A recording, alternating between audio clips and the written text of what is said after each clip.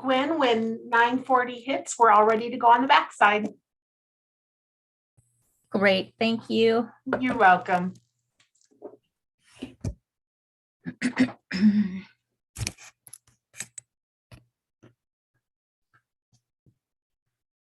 Morning, Gwen. Good morning. How are you doing, John? Doing well. It's a nice start to the day. Yes. So did she have to go to the hospital or anything? Yes. Lots. Hey, I know. You got my text last night with I did. Thank you. I appreciate that. I really do. good. Yeah. Yeah. Well, But- we'll see how she's doing today. But yeah. Yeah, what a drag. I noticed as you get a little bit older, you're a little bit more careful with walking on ice. I know. Yeah. I had a bad slip earlier in January and didn't hurt myself, but I like to think of myself as immortal, but perhaps I'm not. Oh, don't we all? Until you take a fall and it doesn't work out like you thought it should have. I know. Yeah, that bounce thing just isn't there anymore. Exactly. Exactly. Okay, let me see. It is 8:40. Let's see how many we've got here.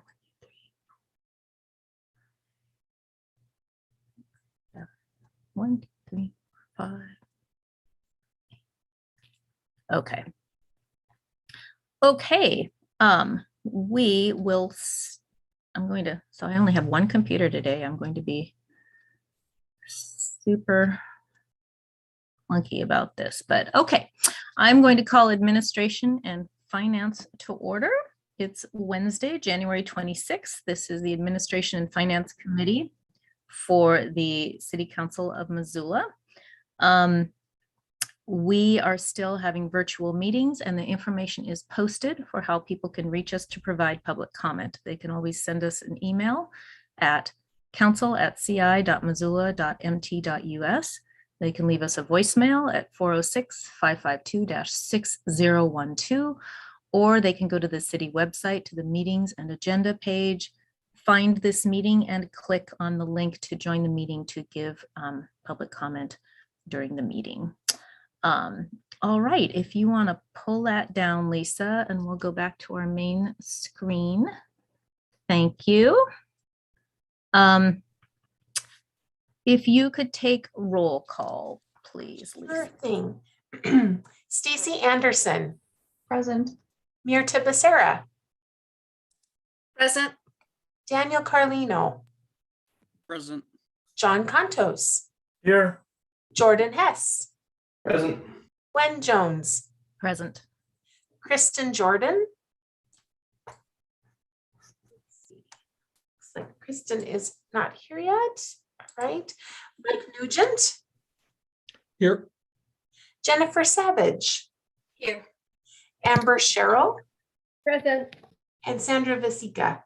Present. All right, so that means 11 people are here with one absent. Thank you. We have minutes from the January 5th, 2022 meeting. And When I think we missed Heidi. Oh, thank you. You're right, we did. I am not quite sure. My screen, are you all seeing each other? I just still have the public comment screen. I can see everyone. All right. I don't see Heidi though. I have no idea where I am, what's going on, and how have I gotten myself stuck? Jordan, could you just run the meeting for a few minutes? I might just have to exit and rejoin. I'm not sure what's going on. We just Sure. do public comment, and then there was the first administrative item, which Emily Armstrong's presenting on. Yep. Sorry. Just a moment. A little frozen here, and it's kind of odd. So first of all, I will note that there's no public here for items not listed on the agenda. And we can move on to our first item of regular business, which is to ratify approval for mechanical renovations at the emergency winter shelter. Sorry. Can you all hear me? Okay, great. I just heard something bizarre. So, okay. Excuse me, Jordan. Couple in Zoom land this morning. Yeah. I apologize. Did you want to approve the minutes from the January 5th? Oh, I'm sorry, Lisa. Yes. Okay, great. Are there changes to the minutes? Seeing none, those will be approved. Thank you. Yep. There's trouble in Zoom land this morning. Okay, so we can move on to our first item to ratify approval for the mechanical renovations at the emergency winter shelter. And I'll turn it over to Emily Armstrong. I don't see Emily here. No, she's not here. Okay. Yeah. I'm Okay. back. Sorry. I don't Okay. know how I managed. We're all ready to go on the backside. Okay. I'm going to exit out you. something. I You're seem to have welcome. two screens running. I'm going to exit out. Why don't you start the rules with Marty presenting and I'll be back in a second. You know, I think someone's got the video of the meeting playing because I'm hearing content from the meeting from a few minutes ago. So someone might have the video of the meeting playing on the agenda. Okay. Lisa, that might be you. This happened to me at a city council meeting early in the pandemic. So I think just check to make sure that when you join the YouTube feed that you close the browser. And I did. Okay. No, Okay. I think it was me. I have no idea how it happened. Okay. Okay, good. Back. Thanks, everyone. Goodness. All right. I'm back. Only got one screen running. We're good. So Emily Armstrong is not yet here. It sounds like I'll just double check in case she has joined recently. Nope, still not seeing her. Thanks, Jordan. Okay, well, why don't we, oh, and Kristen Jordan is present if the record could reflect that. Why don't we we'll pick up the rules then, trying to get through that today so that we can send it to full council. I think, Marty, if you could just bring us up to date with all of the work that was done in the last couple of weeks, has it been? So we have that as a starting point, and then we'll go from there. Well, good morning, city councilors. We took a lot of the I took a lot of the feedback that you gave about minor amendments to the rules and incorporated it. And we have a couple of areas of major focus that we want to present to you this morning. So let me share some of our homework here. Hang on.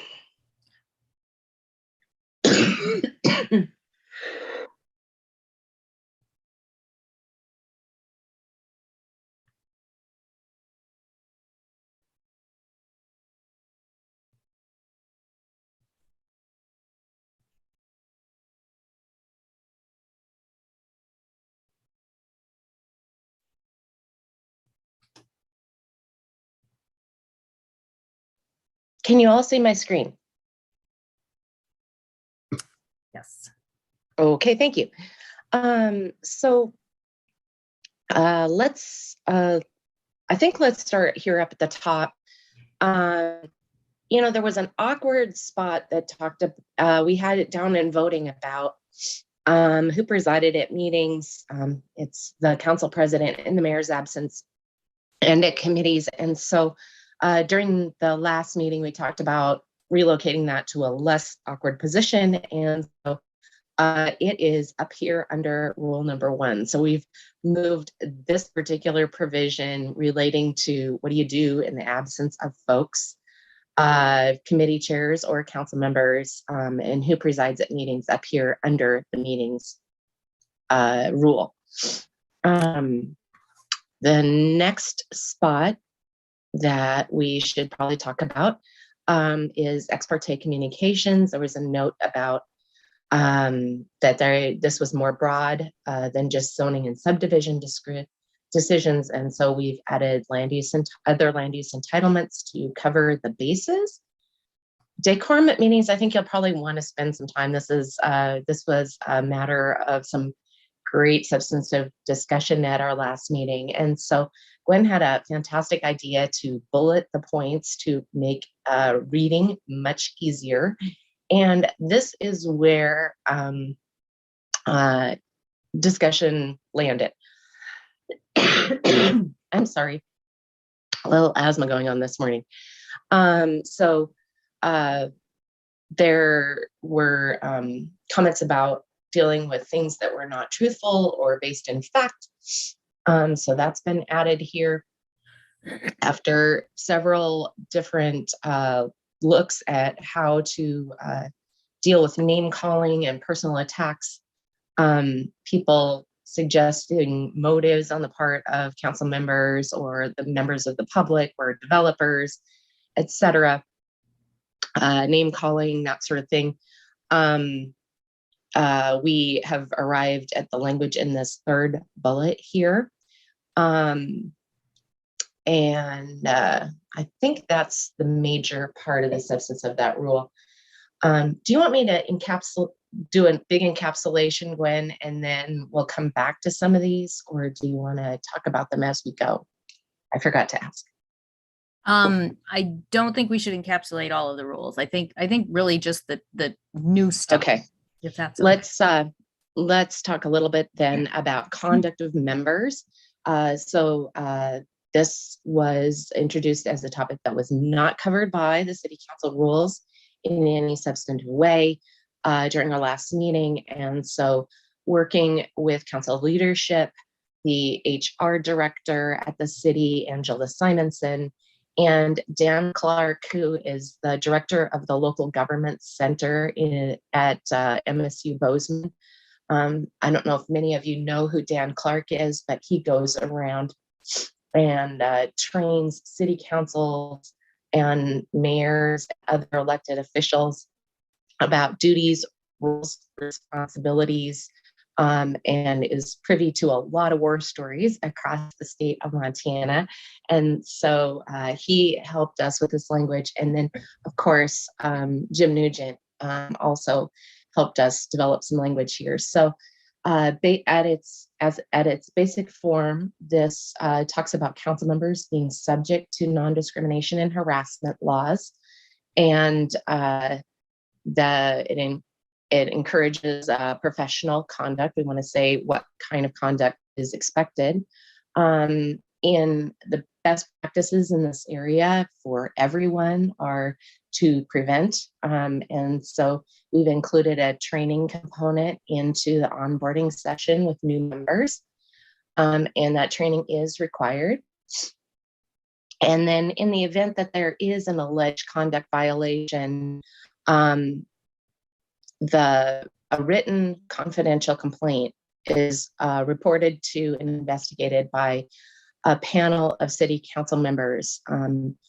The panel is the council president, the vice president, and the chair of public safety and health and operations, or whatever we wind up calling the new committees. And complaints made to other parties. So for example, if an employee reports conduct to their supervisor or to the HR office, we have a direction that those complaints should be forwarded to this panel. The panel conducts a confidential due process investigation of the complaint with the assistance of the city attorney. It's really important to have the city attorney who serves the council to advise this panel about the law and due process procedures. And we are pointing this panel to using the city's human resources policy as a guidepost here. If the complaint is found to have merit, the panel determines and carries out the proper sanction and action. And it can include things up to and including remedies under state law. So often complaints can be resolved with a simple conversation. Mediation But there are remedies under state law that the council can utilize. This panel can recommend under state law for particularly egregious complaints. If the complaint is against an investigation panel member, then we're substituting in the Land Use and Planning Committee chair to serve in that person's stead. I think those are the big substantive changes that we made to the rules that I can remember. Heidi had a concern about noise complaints, and so we've limited noise complaints on the consent agenda to public entity construction projects. So the school, Mountain Line, the city, the state of Montana. But if a private contractor wants to violate the noise ordinance, that would still need to come to committee. I think that's all of the substantive things that we covered, if I remember correctly. Unless Jordan or Gwen remember something that we talked about in depth that I'm not recalling quite right now. No, I think that covers it. The only other issue, and I think maybe Jordan could address this, was Jordan, do you just want to give a little update on the realignment of the committees and the renaming of the committees and where we're at with that? Sure. So there was some discussion late last year of, well, let me back up a little further. So in summer of 2021, the city administration undertook an effort to realign city departments and the functions of those city departments, just to better reflect the city's strategic plan and to create better aligned work teams that would be more effective in meeting the city's strategic goals. The CPDI, Community Planning, Development, and Innovation Department, was the primary result of that realignment, but various functions moved within that framework as well. So engineering moved into Public Works and Mobility, the new Public Works and Mobility Department, and there were a few other shifts that came along as well. So as part of this rules process, several council members last term got to realizing that some of the realigned departments no longer fit with the existing committee structure that we have, and also that community priorities and issues of concern to the community have changed a little bit since the committees were last assessed. And lastly, the workload of each committee is they vary. Some committees are a little busier, and some committees a little less busy. So there was thought that a similar realignment effort for council committees would be productive. And so this is draft, but what oh, pardon me. This is draft at this point, but I'm going to share my screen here. But what's proposed here is that the committees on the left are the current committees, and the equivalent new committee is listed on the right-hand side. And I'll just walk through these and talk about the logic of them a little bit. Administration and Finance is a committee that currently handles contracts, HR related issues, anything related to central services, budget amendments, city, just general city operations issues. There's a lot of odd things in there too, though, like the cable TV franchise, MRA. It's kind of a mixed bag as far as a committee goes. But one common thread is that any kind of grant or a lot of grants, whether they're federal grants, community development block grants, or home grants, a lot of ARPA grants come through this committee, along with MRA related issues, redevelopment in general, and primarily most of our housing issues are contractual, and so they tend to come through this committee. So the proposal is to emphasize that this committee is primarily related to those grant funded community programs, to housing, to redevelopment, and then some of the more city operations or city logistics items get shifted down to public safety and health. Moving on, public works, the committee doesn't really change, but we add public works and mobility to reflect the new name for that department, and again, really focused on Title 12 issues, construction contracts, transportation, whether it's local or through the NPO, the noise ordinance, all of our utilities, wastewater, water, stormwater, our sidewalk program, impact fees, and right-of-way vacations. We add to that the cable TV franchise, because while the cable TV franchise is handled through the city attorney's office, it is an issue of city right-of-way, and the Public Works Committee is at its core about city right-of-way, city utilities, that kind of thing. Public safety and health largely remains unchanged, but gets the addition of some of the what is titled as city operations within this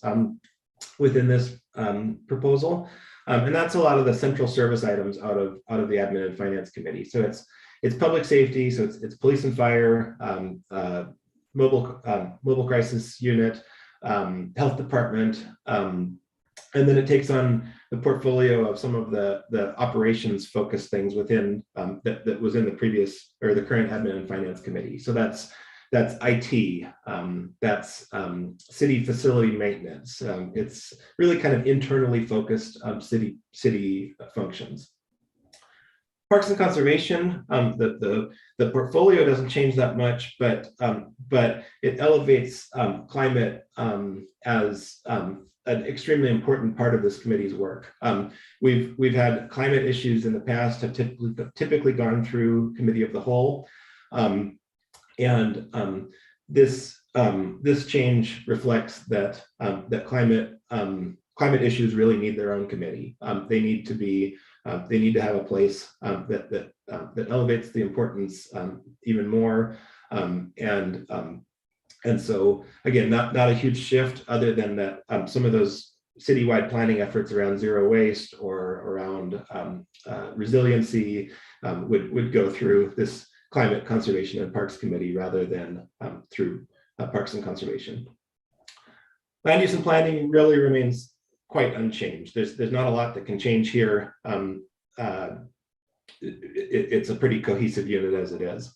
And then Committee of the Whole again stays the same, but we recommend that some of the more subject matter focused items go through the relevant subject matter committee. And lastly, Budget Committee of the Whole becomes Budget and Finance. It's to be chaired by the Council President, just like Committee of the Whole. But that becomes a place where we do our annual budgeting, but also a place where we have finance items that the entire council needs to be involved in. So that's routine finance items. It's also quarterly budget amendments or other items along those lines. So I know that's kind of a lot, and I probably should have paused for questions, but I can stop there and take any questions. Great, thank you, Jordan, and thank you, Marty. And are there questions regarding these, the new information presented today to bring this all home? Heidi. Sorry, and I might have just missed this. So instead of, the BCAL committee in the past just activates in the summer pretty much, would this reshuffling of budget and finance, would we see it more often like throughout the year, anytime we see anything that fits under that category? Is that how it would work? Yeah, I think so. And I think, you know what, I think a big part of that budget and finance, I mean, it really could be wrapped into committee of the whole. But a lot of this has to do with committee staffing as well. So our committee of the whole is staffed by the city clerk's office, and our budget committee of the whole is staffed by the finance office. And so it has a lot to do with internally who staffs meetings, who puts together minutes, all of that. And I think that former BCAL, or now budget and finance, would meet more frequently. No, I really like that change because I think it also makes it easier for people that want to engage, like from the public side of things. They're not looking for like the BCAL committee, it's just one committee to search for. I think that's a nice change. So, thank you. Mm-hmm. Yeah, I would add it, if you do whoever the chair is doing the budget all summer, it totally makes sense to have budget amendments come in under the same lane. So yeah. So there was some rearranging. Okay, who do I have next? Kristen. I saw Myrta's hand. Oh, I saw Myrta's hand up. I don't know if Myrta, you had yours up before mine. Go ahead. Okay. So are we able to comment on like the whole thing, or are we just talking about something like this committee's stuff specifically? For right now, in a few minutes, I'll just lay this out. I would like to entertain a motion so that we get this on the floor, and then we can, if there are any proposed amendments, discuss those. But for right now, I think we're just looking at questions regarding the new information that was raised, if that helps you. It does. I mean, I think something that would be really helpful for me, particularly after the meeting on Monday that kind of went south in a manner that I wasn't expecting. I would like to talk about, maybe we identify these in the rules, or we just talk about them, but talking about tone and professionalism and name calling and exactly what we mean by that. I would like to just have some clarity on that and make sure we're all on the same page when we talk about tone, professionalism, and name calling. Great, I appreciate that. To give some history, I think we are greatly expanding that category in our rules. Mm-hmm. I don't know that we'll be able to control everything always, but by having a bigger expansion in that category in our rules, I think there are more tools than to try and keep things on the straight and narrow. Well, I guess, like, what does tone mean? I would like to talk about what this means to the group. What does everybody think of when they think of tone? For me, I felt, I just felt like that meeting, and maybe that's how meetings go, although I've been watching city council meetings for a while. It was interesting to note the change of tone when things kind of didn't go as planned. And I thought that perhaps it might be nice if me included, of course, think about how we sound when we are talking about how we feel about something somebody else has said. I felt like the tone got off a couple times in that meeting. And yeah, this is why I want to talk about it. And maybe this is how it is. And maybe this is what everybody agrees with, how the tone and professionalism and name calling are already. So yeah, I appreciate, I'm going to have Marty weigh in on this because I think she's got a wonderful institutional knowledge of decorum in prior meetings. I think we've got pretty strong language and emphasizing that it needs to stay professional. I don't know that it's something we can always control, but I think we've got higher sideboards to try and keep things professional. Professional is not necessarily always nice. Well, I mean, professional can be stern, but why don't we have Marty give us your thoughts on decades of city councils and where our rules are now, using the tools that we have. Your thoughts on that? So professional tone and conduct. When I teach how to run meetings, professional conduct in parliamentary speak is that you direct your comments through the chairs. So I would say, and that takes one removed from the situation, right? So that's one way of conducting a meeting professionally, is to say, Mr. Mayor, I disagree with the comments of my colleague. That's a professional way and accepted parliamentary culture of disagreeing with a colleague or a statement that is made. Instead of grabbing the microphone and holding forth when somebody is out of order, professional way to deal with that situation is to say, Mr. Mayor, or presiding officer, or Ms. Chair, I would like to raise a point of order. And a point of order takes precedence at a meeting over all other speech until it's done. So there are cultural aspects of parliamentary procedure that enable you to deal with raucous situations that hopefully can help bring the meeting back to a more professional tenor. And usually that's directed through the chair, through a third party. I will say that I have attended city council meetings where I've gone into my staff person who was doing the transcription and had to warn them about some of the language that was used at city council, because you have verbatim transcriptions. And in those cases, we certainly would want we would hope somebody on the body would raise a point of order and say, can we please not have swear words in our decision or our discussion? So that is a tonal matter, I feel. Or people who disrupt the meeting by making loud noises and not allowing the person to speak. Another aspect of non-professional tone, we have a sign outside of council chambers. Kristen, you have not had the benefit of being in chambers. A lot of you haven't. Sandy and Amber had a whole couple of months, but we affectionately refer to it as the Be Nice in Chambers sign. And, we don't allow, that sign says we don't want clapping. We don't want signs.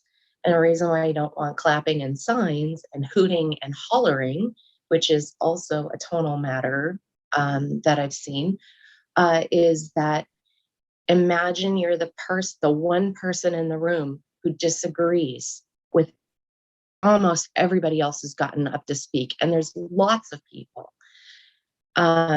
If there is booing, hooting, hollering, etc., that creates an intimidating environment to talk to you, their elected representatives, about how they feel about an issue.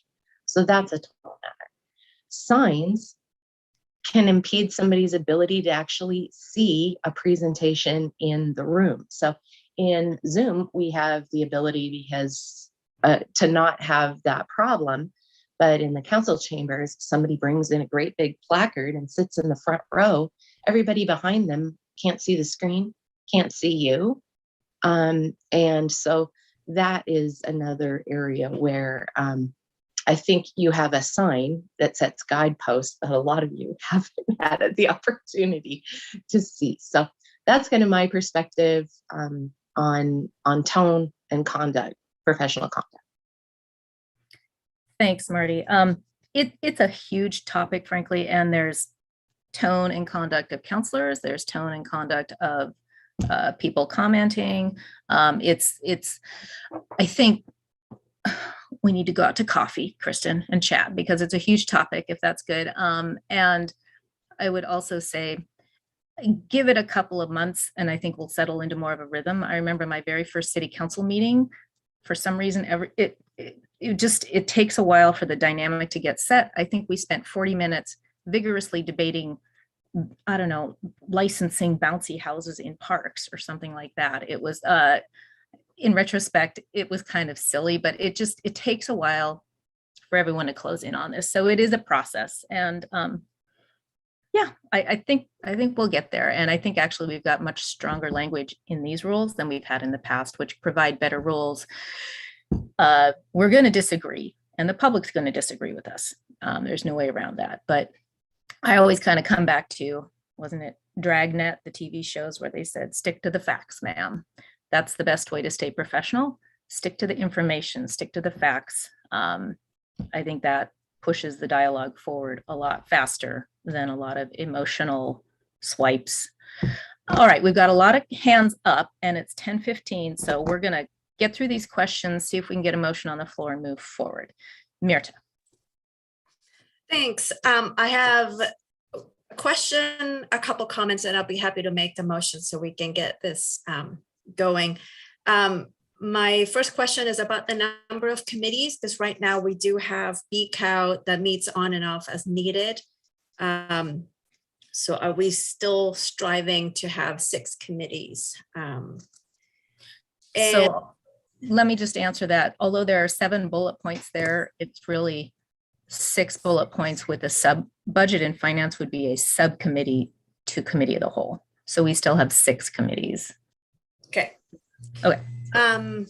Great. And then my, I guess my comments are about the meetings, the quorum, that although it's not specifically in there, I think it's implied, but it might be a good idea to have that the decorum also applies to virtual meetings.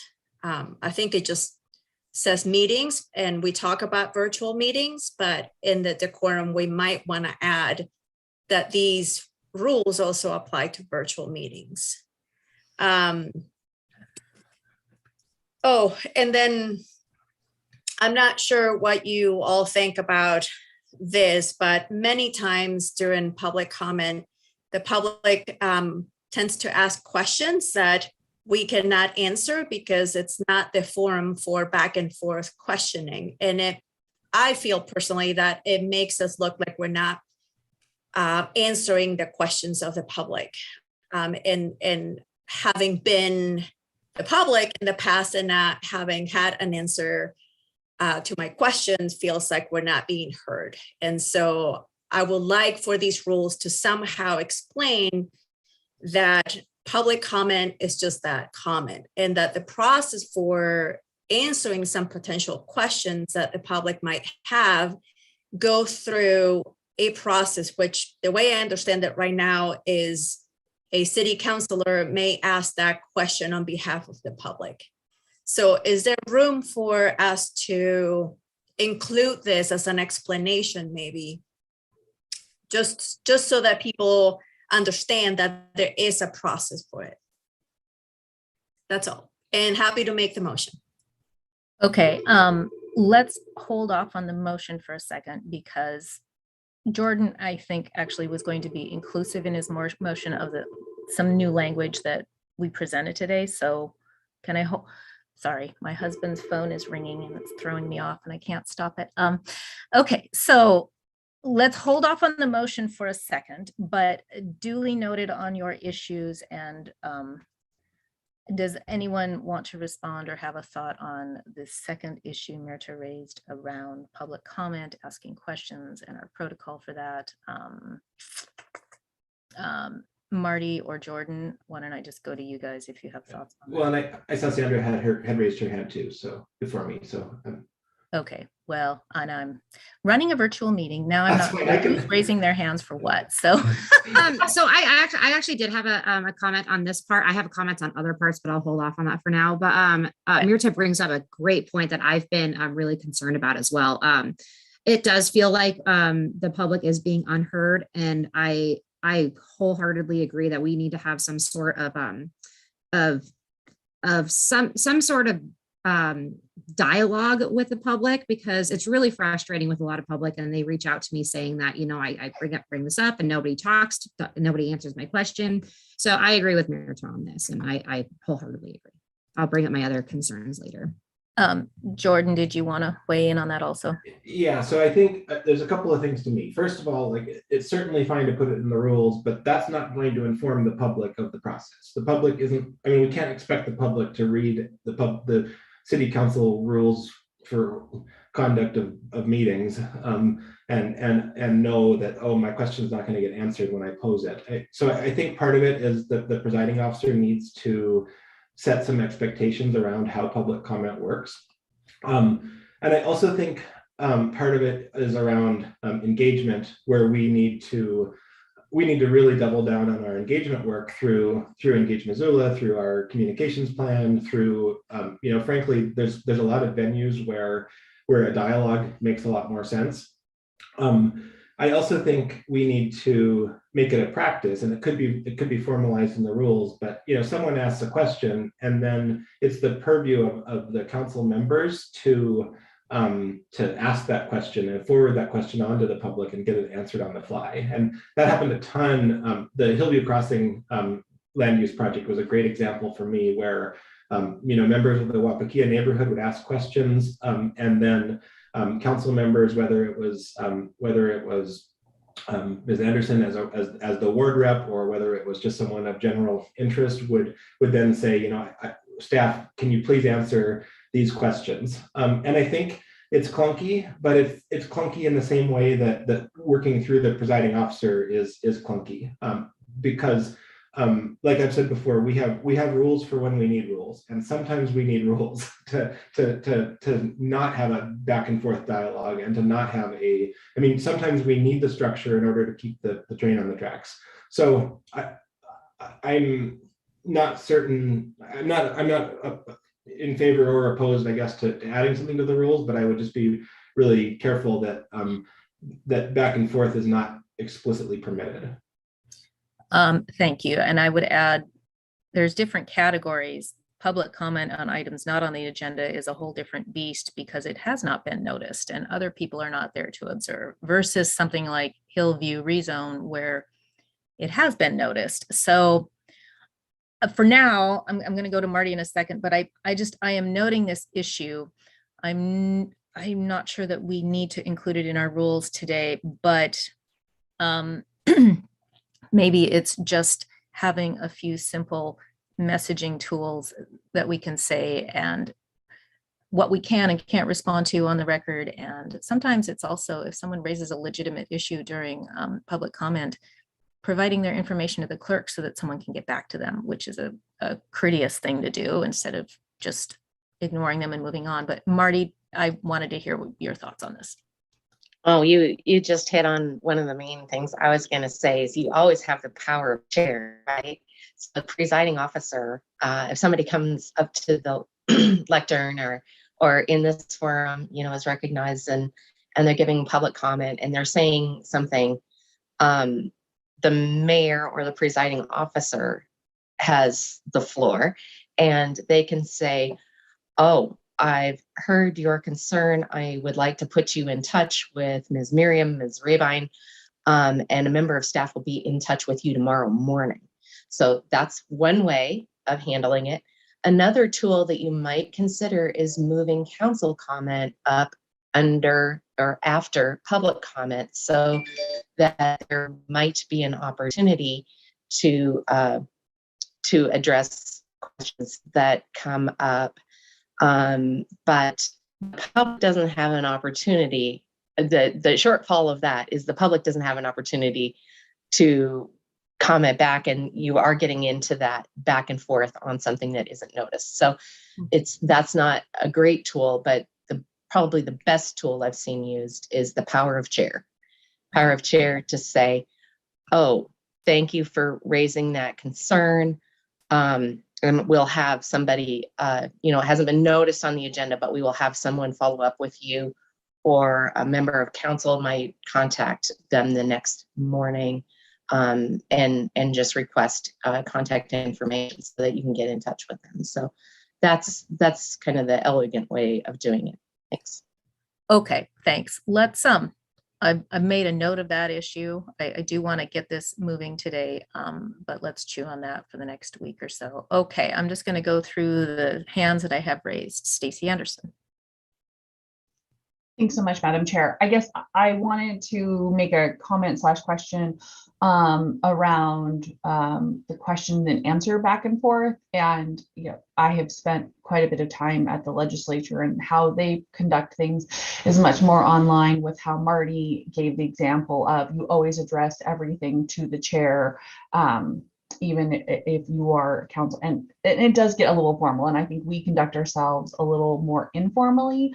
But what I've noticed is that not holding the floor, like Marty said, in terms of and I'm probably very guilty of this, getting one question, if you have a follow-up question, asking the chair for the opportunity for follow-up, and I think it's a courtesy from a time management standpoint to the chair, because especially in meetings that are, multiple agenda items that we're trying to get through, it kind of helps them sort of manage it. So I don't know if that is not necessarily in our reflected or in our rules, but just wanted to kind of, since we're having this discussion, kind of put that out there so that we're more mindful of it, to give that respect back to the chair to say, may have a follow-up versus just holding the floor. And I don't know if we want to put that in the rules. I mean, I don't want our rules to get so prescriptive that every time we have a meeting, we have to have them copy in front of us to be like, how am I supposed to do this? But So I would say I think that is a culture that each chair needs to create and enforce, and it does vary with whatever topic is in front of them. So duly noted. I agree. I don't think it should be in the rules, but it is something for all counselors to be aware of, is as a courtesy to the chair, prior to asking a follow-up question, you need to ask permission from the chair. Permission to follow up? Yes. And it's granted, I'd say 95% of the time, unless we're running short of time. Okay, Ms. Cheryl, I'm going to keep going through the questions here. Yeah, thanks. So I appreciate Sandra's comment about the back and forth, because it does feel like sometimes we just kind of stop and constituents feel ignored. I don't think, though, I would like to discuss this more, but I don't think that it's a place in the rules. I mean, we have people come in and, have read from the Soviet art of brainwashing every week. And, some of these questions are questions you can't answer, or you certainly can't answer on the fly. And then, Gwen, are we just talking about that? Because I'd like to make more of a general comment around decorum. Let's get through these questions, get a motion on the floor, and then go from there, if that's all right. Okay. Thanks. Kristen. Thank you. I just wanted to say I appreciate Myrta bringing up that point, and Sandy's comment as well, as far as making sure that the constituents feel like their questions are being answered. And I know that we've gone through this stuff before, but hearing the decorum and kind of these rules again is helping me very much, and I appreciate it. Thanks. Great, thanks. Myrta? Yeah, I just wanted to clarify what I meant by having this issue in the rules. What has happened to me many times is that I have told people we don't engage in back and forth, and they have said, where does it say that? Why is it something that City Council decided to do? And if so, where does it say that? So I'm not saying that the rules should say that we engage in back and forth. I'm just saying that we address in the rules the public comment is public comment, and it's at the discretion of the chair or the mayor to follow up on the question that's being asked from the public. So a little bit different. I'm not saying that we need to start engaging in back and forth. I'm just saying that we need to be clear, and not so as not to seem as we just making up that that's just the way we do it, because people want to know why. So I completely agree that the public is not going to be looking at our rules and reading it on a Sunday afternoon so that they can go to the Monday meeting and know what to expect. We definitely need to be better communicators at all levels throughout the city on how to participate and what to expect from public meetings. But I do think if we don't want to engage in back and forth, it needs to be stipulated somewhere. So we can say, hey, we're following our rules and we will get back to you or use whatever protocol we have in place. That's all. Okay, great. Thank you for that. And I am wondering if there could be a line or two in the agenda that addresses that. And then if we are also a little bit more communicative in terms of the chair or presenting officer can gather information for a response in the future. But okay, great. Thanks. Thank you, Mirta. Heidi. Two things. I think I thought Mirta already made the motion, but I could be wrong. Well, Not yet. I'm holding off for a second because Okay. Jordan was going to make it and make it inclusive of the new. Got it. Okay.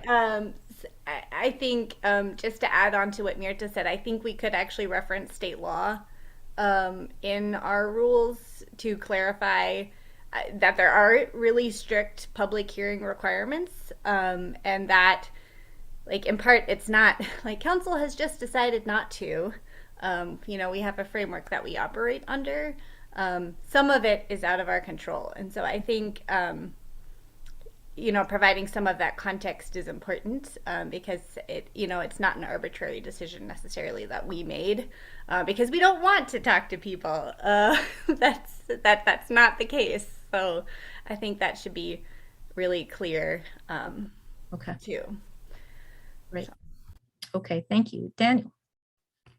Yeah, one thing regarding this discussion, I was considering that if people had the option to just leave their contact info in their ward, then we could have that back and forth by one of the council members reaching out to them after the meeting, is something that I think could help. And then I also have an addition to the amendments to the rules. Is this the right time for that, or should I wait? We do not yet have a motion on the floor, so hang on that. I agree, and that regarding providing contact info to either staff or to the counselors.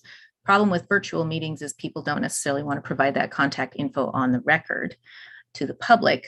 When we're in person, they can hand a slip of paper to the clerk. So I think it's a question of them then later on emailing us or something like that. So there's some logistics, but I think we've raised this issue. We've discussed it to a degree. Everyone should be chewing on it and figuring out how we can facilitate this situation. Okay, Jordan. Yeah, and I think that's a great point about contacting folks. And we actually, in the beginning of our virtual meetings, we were requesting that information voluntarily when people would register for the Zoom webinar. Unfortunately, a member of the public requested, as a matter of public record, the attendee list and started contacting all of the attendees, and it was really problematic. So it was a practice that we had to quit just for the privacy of the attendees. But I think coming up with a way to solicit that information voluntarily so that people can engage after the meeting is a really sound engagement practice. There's been a couple references to the motion, so I will make it. And the reason, and I reached out to Gwen before the meeting since we've been working on the rules and offered to make the motion. And that was just to make sure that all the moving parts got captured. So I would move that we adopt these rules, and that motion is inclusive of everything that have been presented in the draft rules to date, as well as the conduct portion that Marty presented today, and the new committee name portion that I displayed earlier today or earlier in this meeting. That's my motion, if that's clear enough. Thank you. And I had one more, if I may have one more thing I wanted to add. And I just wanted to highlight, that our rules specifically mention Mason's Manual of Legislative Procedure, which is, I don't know, 900 pages, but it's sometimes when you get into very specific parliamentary procedures, they're not in our rules and they don't need to be. And I think that our rules are an overlay to state law, to the city charter, to the Mason's Manual. And so I think that less is more with the rules. And I guess that's kind of my approach, is that if it doesn't need to be in the rules, it shouldn't be. Like if it's already in state law, or if it's already in another thing that we need to follow, that it doesn't need to be there. So it doesn't mean we don't do it. It just means that it doesn't have to be specifically called out in the rules. Okay, thanks. I'm done. Thank you for that. And to just add 2 cents on to what you just said, as well as the prior discussion regarding the back and forth with council, I think maybe we should not get too hung up on our rules being a messaging device. Though our rules are a tool for us to use when we need to address something on the floor. But the back and forth and how we can communicate better is really more of a messaging issue. So that's a parallel conversation that I think we'll all chew on. Okay, I'm going to go in order of people who've raised their hands. Sandra. Thank you. So I am not going to beat a dead horse with this, but I do want it on record that I don't like the that we can't allow the public to call us names or personal attacks. I think that as public officials, we should allow that because we are held to a higher standard and people are upset. And I think that that should be allowed. I think that people should be able to call us idiots and stuff like that. Although even it does say that we can't have profane language. I do agree with that. So I don't think people could call us like the A word or the B word, but I think people could be able to call us names. But I just wanted that on record, not going to beat a dead horse on that. But I do want to have an amendment to the rules. I agree when Mike brought up this point, the impugn motives of members. So the legal definition of impugn is to call into question, and you can't call into question council members or members of staff. I think that I think that should be allowed. So I would like to propose an amendment to that and discard that part of the rules. Okay, could I, not sure if this is procedurally correct, but Marty and Jordan, we actually had an extensive discussion regarding that. And do either of you remember well enough to articulate the definition and meaning and why we chose to keep it in, just as an informational basis? Sandra, for your amendment. Jordan, your hand is raised. Yeah, I mean, I don't think it's that you can call into question their ideas or their motives. I mean, I think it's the definition that I found was more about calling into like disputing the validity of their motives or disputing the sincerity of their motives. And so I think that that it's not that you can't question their ideas or why they're going to a certain thing, but it's a deeper question of character and sincerity and that's because I initially agreed that you should absolutely be able to question, and I think maybe a solution would be to include a little glossary of accepted definitions of these also. But that was my recollection. Given that, Sandra, do you want to go forward with the amendment right now, or would you like to? We could explore having more of a definition, because I also agreed with Jordan. At first I was like, yeah, nobody knows what that means. And then when we really looked up the specific definition, it actually it had value. So I would like to move forward because as a council member, I looked up the definition and the first definition that I saw was calling the question, and we can't expect the public to go into very big depths to look at what we specifically mean by that. So I would like to move forward with my motion. Okay, on the amendment, absolutely. On the amendment to the motion, Ms. Cheryl? Okay, I have a completely different comment. So we're going back and forth here. But I will make a quick comment on Sandy's point. I absolutely agree that we have to have thick skin. Part of that's what we signed up for as public officials. And we went back and forth, I think, a little bit on this, Sandy, as far as what you find offensive, what I find offensive, what someone else finds offensive. So I think is a good point. I think before I would feel comfortable voting on this either way, I'd like to know a little more of the research behind what you found, Gwen, Jordan, Marty, and researching that, because I guess I don't know the legal part of that. And so I'm gonna have a hard time voting for something that I don't completely understand on the fly. Okay, thank you. Daniel.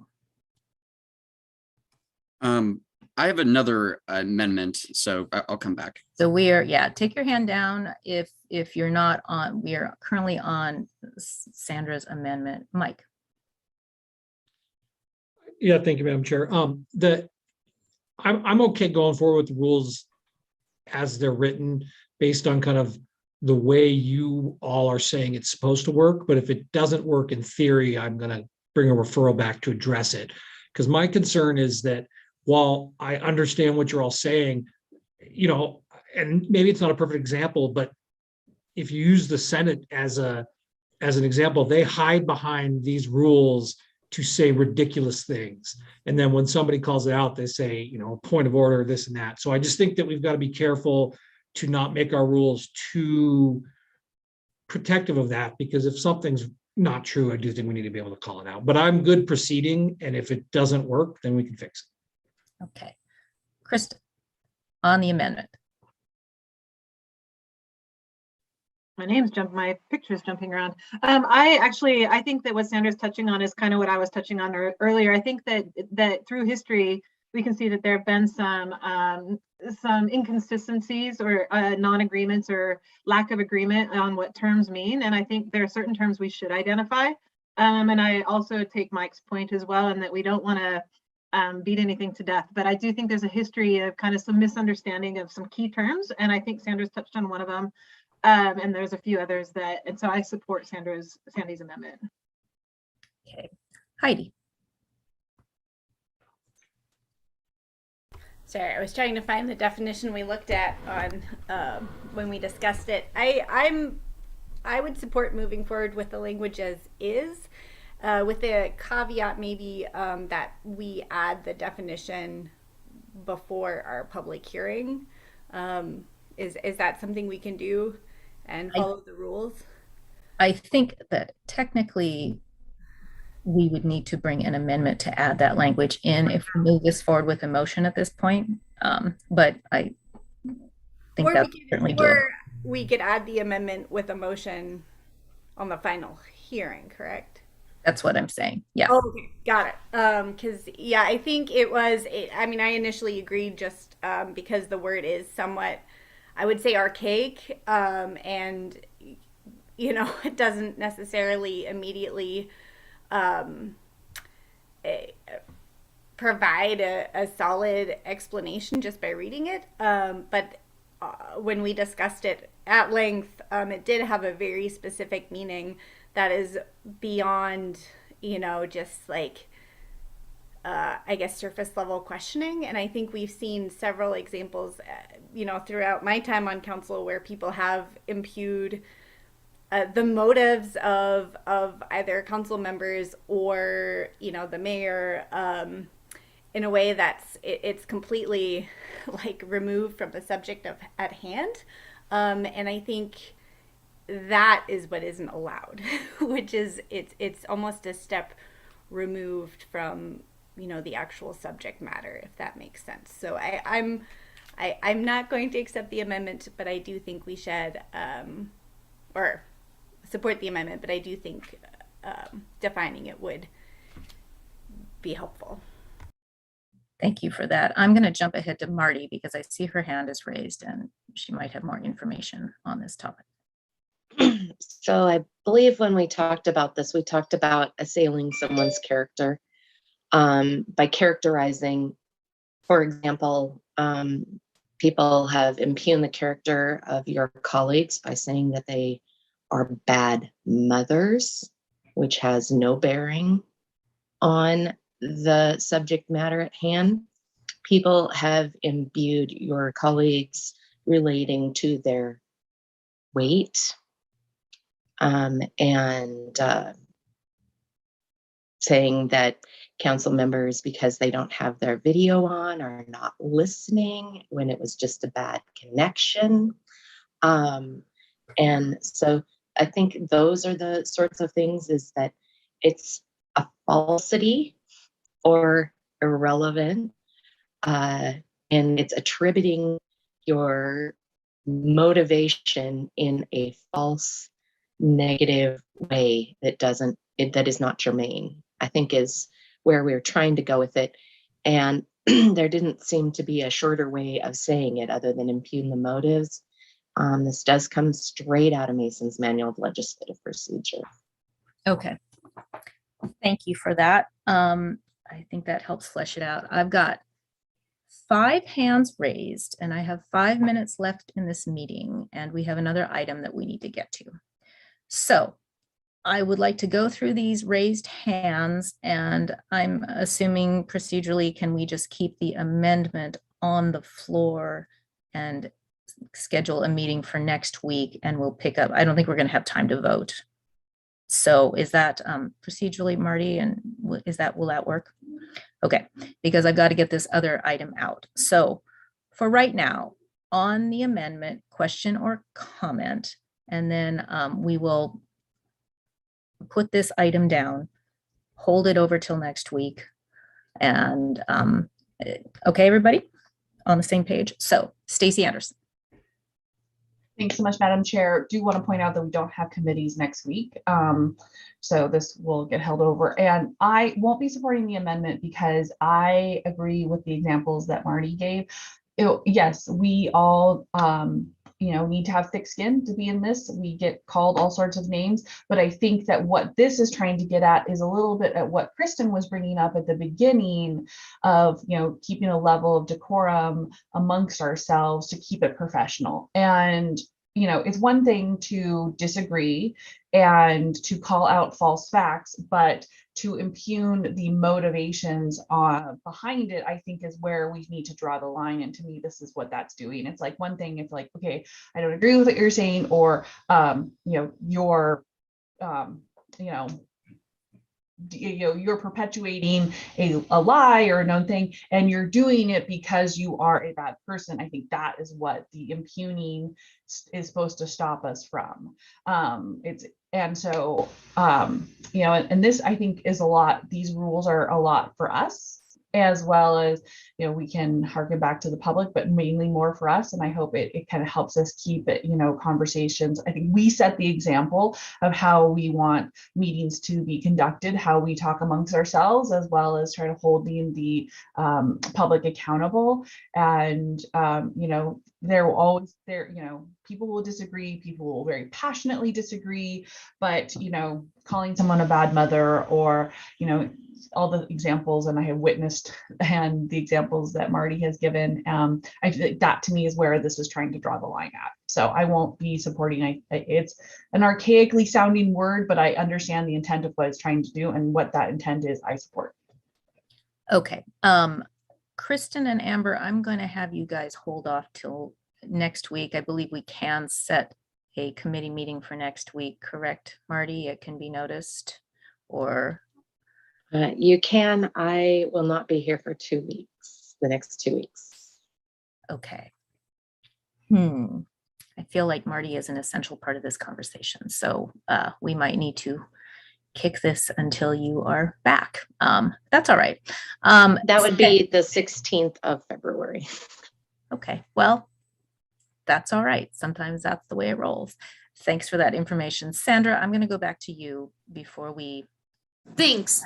Just real quickly. So my part of the amendment is not taking out the name calling part, because I know I'm going to lose on that one. I just want to get rid of the impugn motives of members part, because we already have in the rules, we can't have indecent language. And we can all agree that calling someone fat or a bad mother is indecent. I mean, I don't like the wording of impugn. We already have indecent in there, and that's my my reasoning behind it. Okay, thank you. For now, this amendment has not yet been voted on, and we have not taken public comment on it. So we're going to put it on the shelf and pick this back up in February. Okay, and I know Daniel has an amendment also. Kristen, did you have something super quick before I go to our other item? I do. I would like to actually add a brand new amendment, and it can wait until next week. or Yeah. the week after. And that's actually until this amendment is disposed of, that's not yet in order. But thank you for that. Okay. So we will, thanks everyone for a robust discussion and good things to think about. And we will get these rules done in 2022. I know it. I'm going to go to the second item on our agenda, which is, let me pull up the topic, to ratify approval for mechanical renovations at the emergency winter shelter. And I believe we have Emily Armstrong here to present briefly on this. Good morning, Emily. Good morning, council. Sorry for my delay earlier. Meant that I got to sit through a really interesting conversation.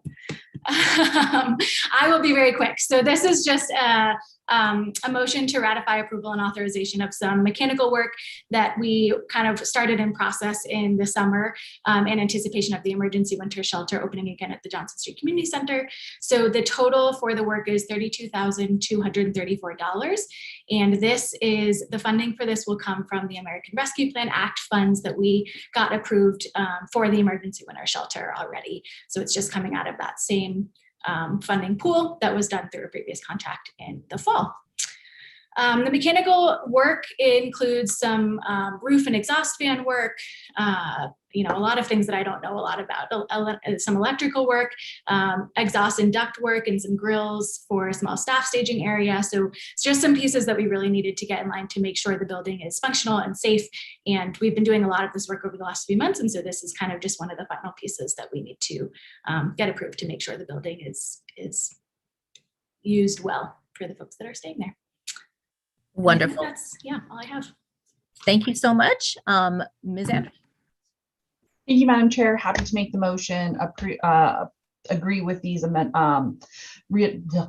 electrical and whatnot needs to be done. I mean, if anyone who joined for the open house or seen it, this is a very, very rudimentary, basic building, but making sure that it is safe is paramount. These are not luxurious accommodations, but they keep people safe and warm, and that is the goal of this. But making sure that we are doing our part, making sure the building is safe is our responsibility. So I'm happy to support these repairs being made and happy to make the motion. Thank you. That motion is in order. Any questions from council, from Ms. Armstrong? Mike. I don't have a question, but I do want to know for the record that Ms. Armstrong is also affiliated with the Missoula County United Way, which I'm the president of. I don't see a conflict of interest on this, but I want to note that. Thank you. All right, I will call for public comment. There is no public in the attendees room to comment. Any other questions or comments from council? Seeing none, we will do a roll call vote, Lisa. All right, Stacy Anderson. Yes. Mirta Becerra. Yes. Daniel Carlino. Yes. John Contos. Yes. Jordan Hess. Yes. Gwen Jones. Yes. Kristen Jordan. Yes. Mike Nugent. Yes. Jennifer Savage. Yes. Amber Sherrill. Yes. Sandra Vasica. Yes. Heidi West. Yes. So that is unanimous for all 12. Thank you so much. That can go onto the consent agenda. Thank you, everyone, for a good discussion this morning. Sorry, I didn't move it along faster, but it is what it is. Thank you, and we will be adjourned.